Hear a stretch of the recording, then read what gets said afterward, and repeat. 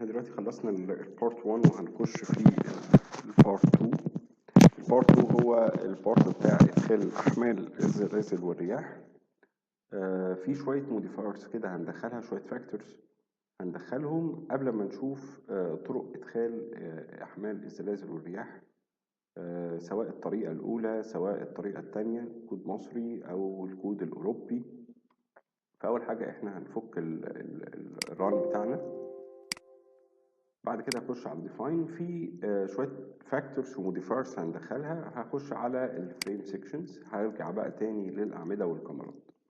عندي حاجه اسمها سيت موديفايرز. السيت موديفايرز دي اللي انا بقلل شويه الكفاءات بتاعه الاعمده والشير وولز والكاميرات والبلاطات طبقا للكود المصري. الاكواد التانية ليها فاكتورز تانية، فهنشوف مثلا الكود هنا في الكاميرات. هخش على موديفاي، هخش على السيت موديفايرز او شو موديفايرز، هاجي على المومنت بتاع الكاميرات. الكاميرات عندنا نص الانيرشيا بتاعتها اهو، يبقى 50%.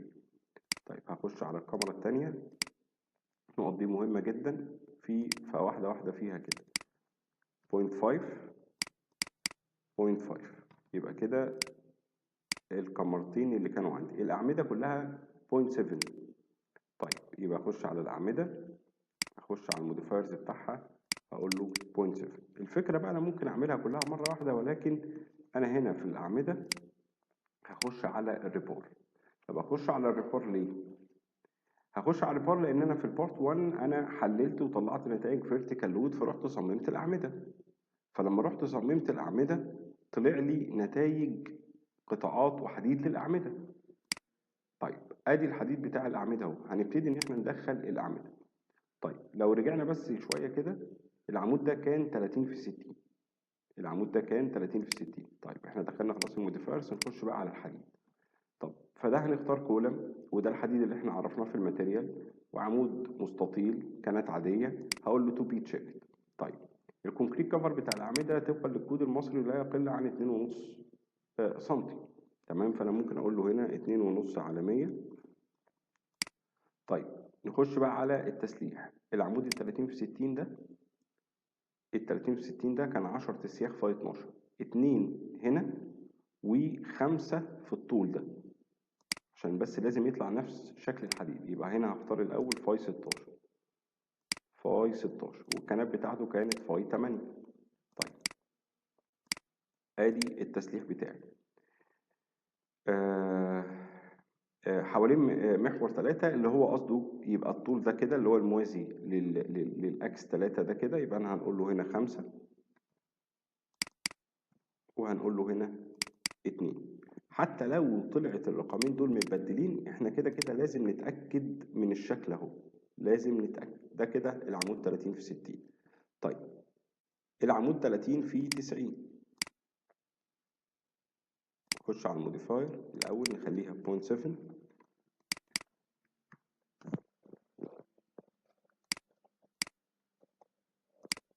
ادي هنا 2.5 على 100، برضو فاي 16 كانت فاي 8. ممكن تدخل على فكرة قيمة الكنات، ولكن يعني مش هي الكريتيكال قوي بالنسبه لي دلوقتي. انا بالنسبه لي الحديد الطولي هو الاهم. طيب العمود ال 30 في 90 ده، لما نيجي نشوف بقى الحديد بتاعه ال 30 في 90 اهو، انا كاتب حتى كتسهيل يعني، ادي هنا 2 وهنا كده 7. طيب يبقى اللي موازي ل 3 اللي هو الكبير ده 7، وهنا كده 2،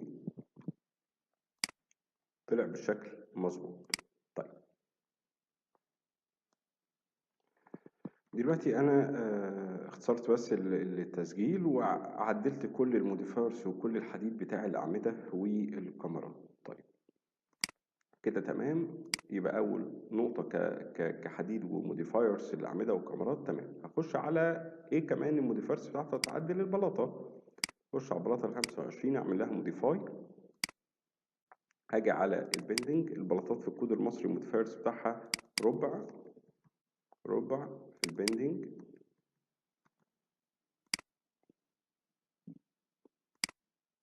انا كان عندي بلاطه واحده اهي ديفاين.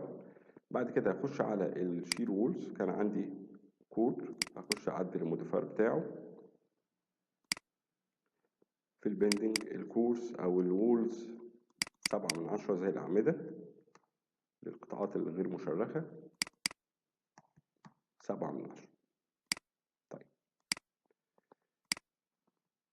كده انا عدلت الموديفايرز بتاع البلاطات والكاميرات والاعمده. اخش على الديافرام. الديافرام ده اللي هو انا بربط كل النقط بتاعه البلاطه كريجيد اهو، معمول كديفاين. طيب بالمره نعمله. هقول هنا all stories واقول له select properties slab sections. هختار البلاطه ال25. اختار لي كده البلاطه في كل المبنى بتاعي، وهقول له assign shell diaphragm واديها D1. على فكرة هنا أنا يعني مش محتاج موضوع إن أنا أعمل ديافرام. هو طبعا في مدرستين يقول لك لكل دور ديافرام. أنا عندي هنا 6 أدوار هيبقى 6 ديافرام. لا، هو هنا البرنامج لو جينا بصينا أنا بديله ديافرام، هو بيبص على كل بلاطة بيعمل لها الديافرام بتاعها. حتى لو أنا عندي الشكل مختلف هو فاهم البرنامج هيعمل لك ديافرام لكل بلاطة لوحدها. طيب كده انا عدلت خلاص الديافرام. مهم جدا بقى النقطه اللي جايه هي نقطه الماس سورس. الماس سورس ان انا بقول للمبنى انت هتحسب كتله المبنى من ايه، موديفاي. طيب انا هشيل كل العلامات دي وهختار له بس هقول له احسب طبقا للاتي: الديد لود كله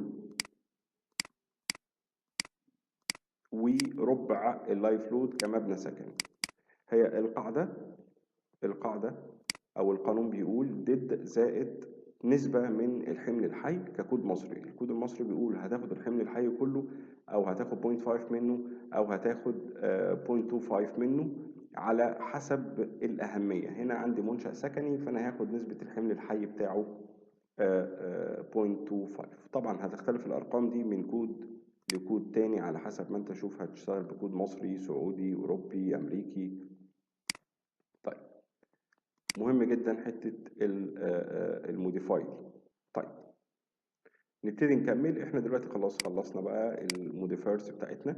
نخش على كده قائمه اناليسيس. في نقطه مهمه، احنا طبعا في البارت 1 كنا عملنا المش اوبشنز بتاعتنا في البلاطه والكورس، خليناها نص في نص. في نقطه مهمه في set load case to run ان انا اعلم على calculate diaphragm center of rigidity، ان هو البرنامج يحسب لي السنتر اوف rigidity. تمام، وهنشرح الحته دي دلوقتي. كده انا خلصت نقطه مهمه جدا في الجزء ده كماس سورس كديافرام، كان انا اعدل السكشنز بتاعتي. قبل ما اخش على اللود باترن بتاعي واعرف الايرث كويك اكس والايرث كويك واي، نبتدي بس ان احنا نعمل رن عشان نشوف حته السنتر ماس والسنتر ريجيديتي قبل ما نخش اصلا ان احنا نعرف احمال الزلازل والرياح، لان ممكن يكون القيم بتاعت السنتر ماس والسنتر ريجيديتي بتاعتك بعاد جدا عن بعض فيحصل مشكله في المبنى. وعلى فكره يفضل ان انا اصلا كنت اعمل حته السنتر ماس والسنتر ريجيديتي على الكاد وانا بعمل ستاتيكال سيستم في الاول كحاجه تقريبيه حتى. يعني هنا البرنامج يحسبها لك بدقه شويه، انا ممكن كحاجه تقريبيه على الاوتوكاد ان انا اعملها بحيث ان انا افادي ان يكون السنتر ريجيديتي بعيد عن السنتر اوف ماس. تمام، وده طبعا يفضل ان هو زي ما بقول ان هو يتعمل في الاول، لان انا ممكن ادخل احمال الزلزال واعمل موديل ايتابس والقصه دي واعمل رن والاقي ان القصه بعيده جدا عن بعض، فاضطر ان انا مثلا ازود عمود في ناحيه او ازود شيل وول في ناحيه او كور تاني في ناحيه، وابتدي ان انا اعدل الاستاتيكال تاني، وابتدي بقى كل اللي انا عملته قبل كده يتهد واعيد تاني الاناليسيس من الاول. فيفضل ان انا حته التشيك سنتر ماس والسنتر ريجيديتي ان انا اعملها على الاوتوكاد من الاول كحاجه تقريبيه تعرفني بس انا الاثنين قريبين من بعض ولا لا. طيب بالمره هنعمل لود كومباينيشنز اسمها ويت اوف بيلدينج، لان الكود المصري في قانون الزلزال كالطريقه الاولانيه كستاتيك الاف بي بيساوي الاس دي في كوركشن فاكتور اسمه لامدا في دبليو على جي. دبليو اللي هنا وزن المبنى. وزن المبنى طبقا لنفس القانون بتاع الماس سورس اللي احنا دخلناه اللي هو الديد لود كله زائد نسبة من الحمل الحي. احنا خدنا هنا كمنشأ سكني ربع، يبقى انا هدخل الديد لود اللي هو ديد فلور والوولز. طيب هاجي بقى على نسبة الحمل الحي ده هاخد منه ربع.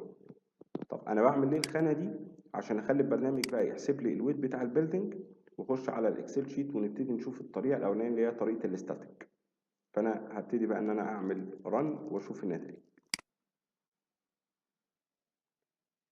كده البرنامج عمل رن. بعد ما البرنامج بقى عمل رن نبتدي نشوف نقطتين مهمين جدا. اول نقطة ان انا بس الاول هروح اعمل ديسبلاي شو تيبلز من analysis results reactions base reaction. ادي البيز رياكشن بتاعي. انا محتاج ايه بقى من البيز رياكشن دي؟ محتاج ان انا بس اجي على الكومباينيشن كده اخليها من الحالة اللي اسمها ويت، وزن المبنى اهو. يبقى من الحالة ويت يبقى وزن المبنى بتاعي دلوقتي 4300 4336.09.29. مهم جدا الكسور بس عشان يبقى الارقام بتاعتنا ماشيه مظبوط. انا ممكن اعمل هنا بس كده، انا مش محتاج الاف اكس ولا الاف واي ولا المومنت ولا الحاجات دي كده خالص، ولا اكس ولا واي ولا زد. تمام، الرقم ده بس اللي انا محتاجه عندي، حتى نوديه كده الاكسل عشان لما تيجي تعمل كالكوليشن نوتس تبقى كل الداتا معاك. ده كده البيز رياكشن بتاعي اللي هو من الحاله الويت اللي هو كوزن مبنى. طيب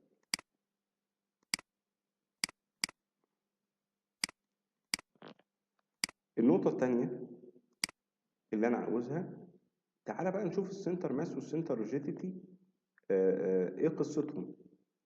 الاول احنا ممكن بس نعمل حاجه كده على الاوتوكاد نشوف. زي ما احنا قلنا ان احنا كنا ممكن من الاول نحاول واحنا بنحط الاستاتيكال سيستم ان الارقام تطلع قريبه شويه من بعض. طب انا ممكن اعملها ازاي على الكاد؟ ده كان البلان بتاعي.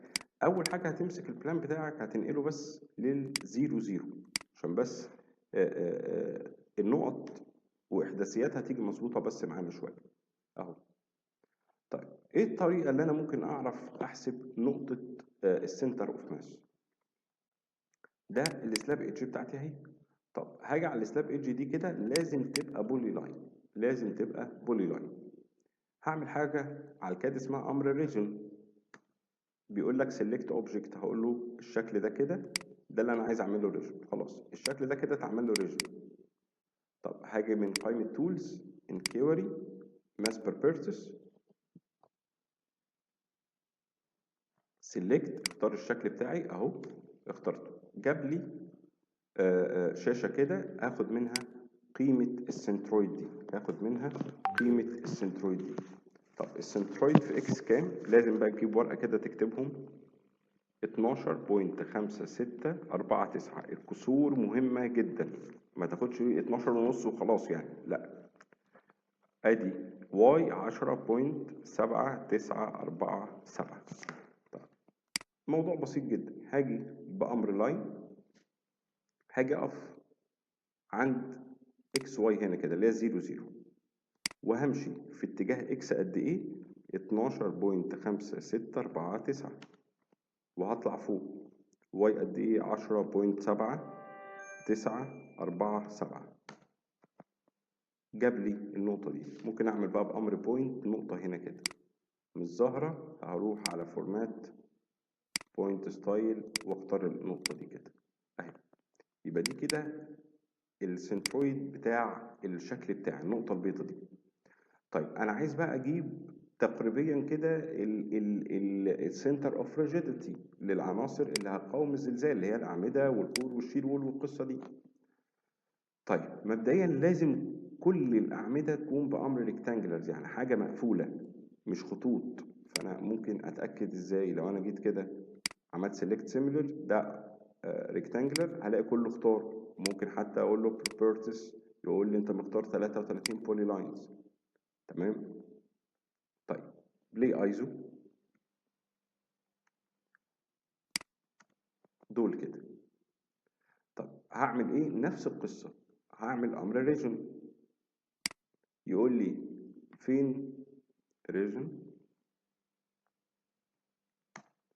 يقول لي فين الاوبجكتس اللي انت عايز تعمل لها ريجن. هقول له الاوبجكتس اللي انا عايز اعمل لها ريجن كل الاوبجكتس دي، كل الاوبجكتس دي كده، تمام. انتر، يقول لي انا دلوقتي عملت 32 ريجن كرييتد، تمام.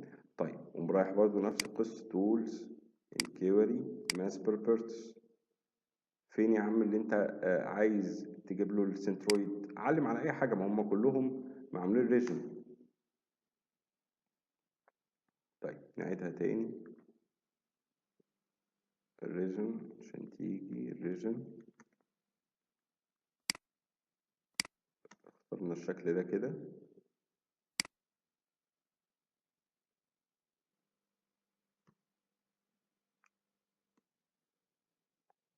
تمام. بعد ما انا عملت خلاص ريجن للشكل، هقول له برضو نفس القصه، تولز انكيوري ماس بيربرتس، فين النقطه اللي انت عاوز تعلم عليهم اهو. هي الفكره بس ما كانتش راضيه تيجي معانا اللي فاتت، لان انت عملت ريجن للشكل، ولما تيجي تحسب ماس بيربرتس لازم برضو تتعلم عليهم كلهم اهو. هناخد برضو نفس النقطتين، x 13.5836 y 10.9933.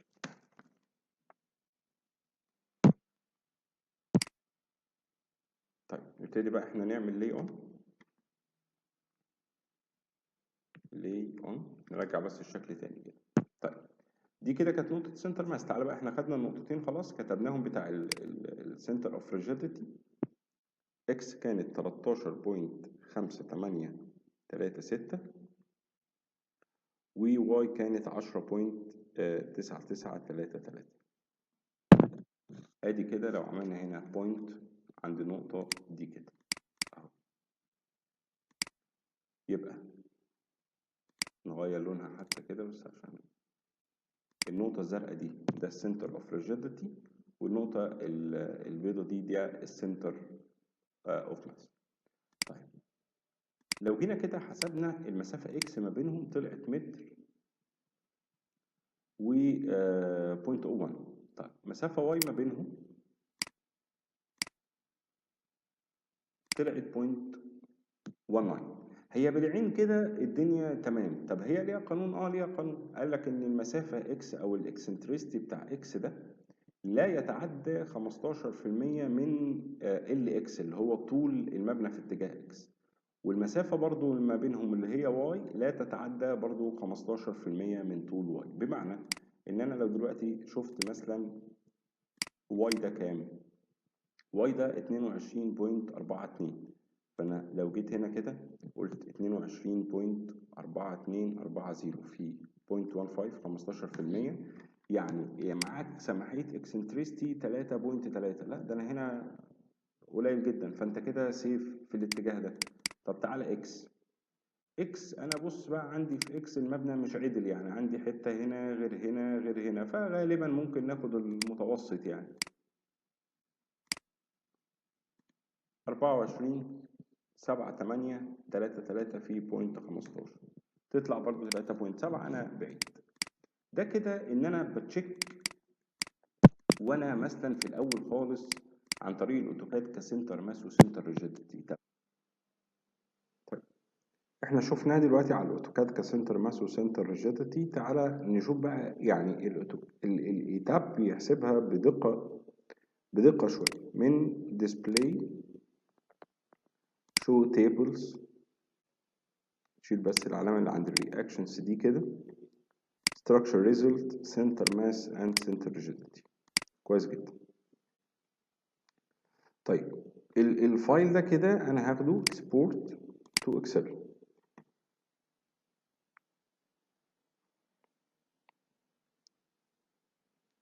يوديها بس البرنامج الاكسل اهو. تعالى بقى نقطة مهمة جدا، نظبط بقى الاكسل شيت بتاعنا كده، انا محتاج ايه ومش محتاج ايه. طب انا خلاص دي الستوريز، ده الديافرام، ده الماس في اكس وواي والقصة دي. انا هشيل الماس اهو، وهشيل الكميوليتيف،